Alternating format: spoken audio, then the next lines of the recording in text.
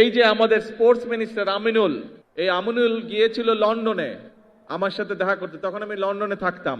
তো আমিনুল এসছে, আমার সাথে কথা বলছে, তো ওকে নিয়ে একটা রেস্টুরেন্টে খেতে গিয়েছি, আমি গিয়েছি, আমার সাথে তোমাদের আন্টি গিয়েছেন, আমিনুল গিয়েছে, আর এখানে কয়সার বসে আছে, খুব সম্ভব কয়সারও আমার সাথে ছিল।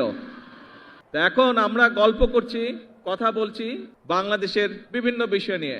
তারপরে আমরা কথা শুরু করলাম, যেহেতু আমিনুল স্পোর্টসের মানুষ, আমি ওকে স্পোর্টস নিয়ে আলাপ শুরু করলাম, যে স্পোর্টস নিয়ে আমরা কি কি করব, বিভিন্ন বিষয়ে আলাপ করলাম। আলাপ করতে করতে এক পর্যায়ে আমরা খাবার টেবিলে বসে ঠিক করলাম যে আমরা নতুন করে স্পোর্টস চালু করব বাংলাদেশে। আর এই নতুন করে স্পোর্টসে কারা থাকবে?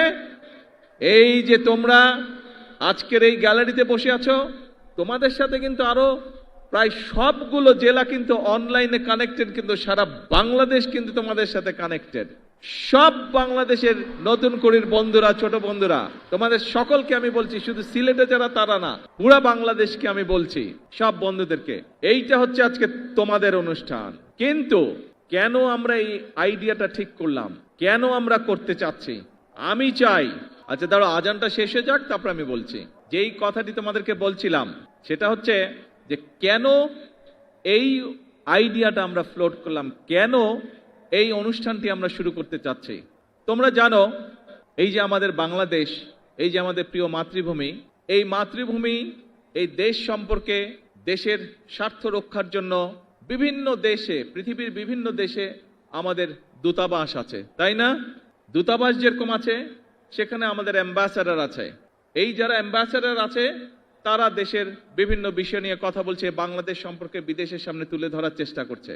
আমি চাই এই যে তোমরা যারা এখানে বসে আছো, সারা বাংলাদেশে আজকে যারা স্টেডিয়ামগুলোতে বসে আছো ছোট বন্ধুরা, ইনশাআল্লাহ তোমরা স্পোর্টসের মাধ্যমে সারা বাংলাদেশকে পৃথিবীর সামনে তুলে ধরবে।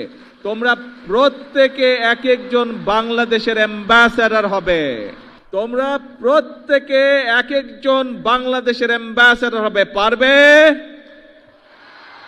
ঠিক, তোমাদেরকে বাংলাদেশের দায়িত্ব নিতে হবে, কারণ ইউ আর দি ফিউচার, তোমরাই হচ্ছে বাংলাদেশের ভবিষ্যৎ।